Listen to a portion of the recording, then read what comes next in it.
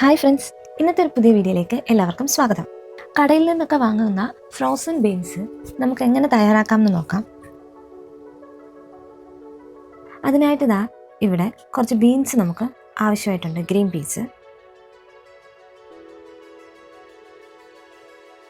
നമ്മുടെ നാട്ടിലൊക്കെ ഇത് ഡ്രൈ ആയിട്ടുള്ളതല്ല കിട്ടുന്നത്, പക്ഷേ ഇവിടെ ഇതുപോലെ ഫ്രഷ് ആയിട്ട് നമുക്ക് കിട്ടും ഈ ഗ്രീൻ പീസിൻ്റെ ഒരു പിക്ക് ഞാനിവിടെ സൈഡിൽ കൊടുത്തേക്കാം.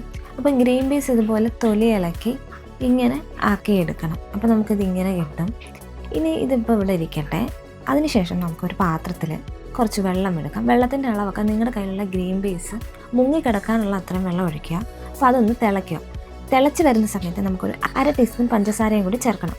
ഇനി ഇതിലേക്ക് നമ്മളിവിടെ എടുത്ത് വെച്ചിരിക്കുന്ന ഗ്രീൻ പീസ് കൂടി ചേർക്കണം. ഞാനിതൊന്ന് കഴുകി എടുത്തിട്ടുണ്ട്. അപ്പം ഈ ഒരു ഗ്രീൻ പീസും ചേർത്ത് ഇതൊന്ന് തിളപ്പിച്ചെടുക്കണം. ഒരുപാട് തിളയ്ക്കാൻ പാടില്ല, 1 മിനിറ്റ് വെള്ളം ഒന്ന് തിളപ്പിച്ചെടുക്കുക.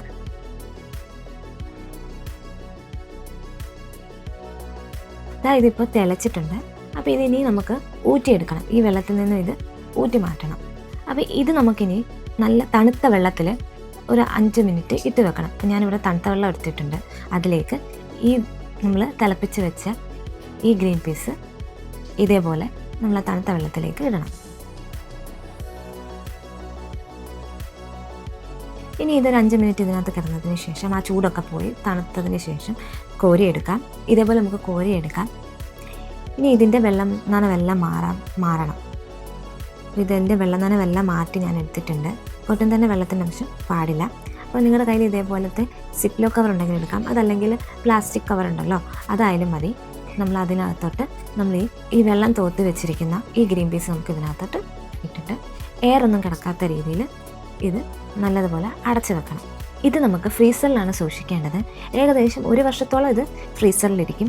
അപ്പോൾ ഇതിൻ്റെ സീസൺ സമയത്ത് നമുക്കിതുപോലെ തോനെ വാങ്ങി ഇതേപോലെ ഇളക്കി നമുക്ക് ഫ്രോസൺ ചെയ്ത് ഫ്രീസറിൽ വെക്കാം. അപ്പോൾ ആവശ്യത്തിന് ഉപയോഗിക്കാം.